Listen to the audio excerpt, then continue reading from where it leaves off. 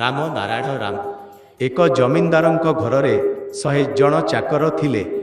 ସେ ସେମାନଙ୍କ ଠାରୁ କାମ ନେଇ ପାରୁନଥିଲେ। ସବୁ କାମ ନିଜେ ହିଁ କରୁଥିଲେ। ଘର ପହଞ୍ଚିବାରୁ ଆରମ୍ଭ କରି ସବୁ କାମ ନିଜେ କରିବାକୁ ପଡ଼ୁଥିଲା। ଘର ପହଞ୍ଚିଥିଲେ ଓ ଚାକରମାନଙ୍କୁ ଗାଳି ଦେଉଥିଲେ।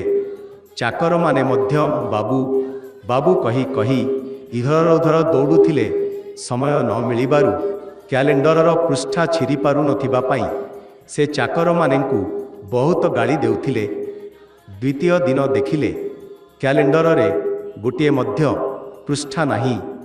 ସମସ୍ତେ ଭାବିଲେ ମୋତେ ଡାଟିଛନ୍ତି, ଠିକ୍ ଭାବରେ କାମ ନ କରିପାରିଲେ ଏପରି ହୁଏ। ଏହିପାଇଁ ଆମେ ଆମ ଶରୀରର ଧମନୀମାନଙ୍କୁ ନିୟନ୍ତ୍ରଣ କରିବାକୁ ହେବ। ନିୟନ୍ତ୍ରଣ କରିପାରିବା ପର୍ଯ୍ୟନ୍ତ ହିଁ କଷ୍ଟ ଅଛି। ଏହାପାଇଁ ଅଭ୍ୟାସ ଆବଶ୍ୟକ। ଆମ ଅନ୍ତଃକରଣକୁ ଏତେ ଶକ୍ତିଶାଳୀ କରିବାକୁ ପଡ଼ିବ ଯେ ଶୁଅଛୁ କିମ୍ବା ଜାଗୁଛୁ ସବୁବେଳେ ଅଭ୍ୟାସ ଜାରି ରହିବା ଉଚିତ। ସବୁ ଠିକ୍ ଭାବରେ କାମ କରିଲେ ହିଁ ତାହାର ଫଳ ମିଳିବ।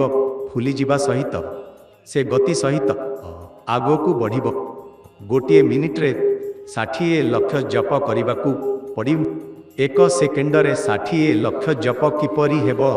ତୁମେ ଯଦି ଜପ କରିବାକୁ ଯାଉଛ ତେବେ କେତେ ଦିନ ଲାଗିବ ତାହା ହିସାବ କରିବାକୁ ପଡ଼ିବ। 1 2 3 4 ଧୀରେ ଧୀରେ କହିପାରିବା, ତୁରନ୍ତ କହିପାରିବା। ଯେମାନେ ଉସ୍ତାଦ ସେମାନେ ତୁରନ୍ତ କହନ୍ତି। ଯେତେ ତେଜିରେ କହିବେ ସେତେ ସୁବିଧା ମିଳିବ। ଦେଖିବା ସମସ୍ତ ଗ୍ଲାଣ୍ଡ ଗ୍ରନ୍ଥି କିପରି ପଥ ବନେଇ ଚାଲିଯିବ। ସୂର୍ଯ୍ୟର ଆଲୋକ ସିଧାସଳଖ ନାହିଁ। ନ ଜାଣି ତେ ସାମଗ୍ରୀକୁ ଭେଦି ବହୁ ଦୂରରୁ ଆସେ। ଏପରି ଧ୍ୱନି ଅଛି। ଯେଉଁଠି ଅଛି ସେଠାରୁ ସ୍ୱସ୍ୱ କରି ସେ ଏଥିରେ ମିଶିଯାଏ।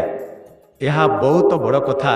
ଏସବୁ ଗ୍ରନ୍ଥିମାନେ ଏତେ ସଚେତନ ହୋଇଯାନ୍ତି ଘରରେ ଶୋଇଥିଲେ ମଧ୍ୟ ଆନ୍ଧିର ଶବ୍ଦ, ସାମୁଦ୍ରିକ ଗର୍ଜନ ଶୁଣାଯାଏ। ଲାଗେ ସବୁ କିଛି ଘର ବାହାରେ ଘଟୁଛି, ଯଦିଓ ତାହା ଅନେକ ମିଲ ଦୂର ଘଟୁଛି।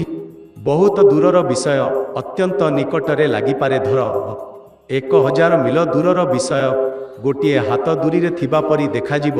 ଦୂରତାର ସମ୍ପର୍କ ଶରୀର ସମ୍ପର୍କରେ ଆସିଯାଏ। ତୁମେ ଘରେ ବସିଥିବା ବେଳେ ଦେଖୁଛ ଗୋଟିଏ ଜାହାଜ ଡୁବୁଛି। ସେମାନେ ମଧ୍ୟ ସାଗରରେ ବଞ୍ଚାଅ ବଞ୍ଚାଅ କହି ବିନତି କରୁଛନ୍ତି।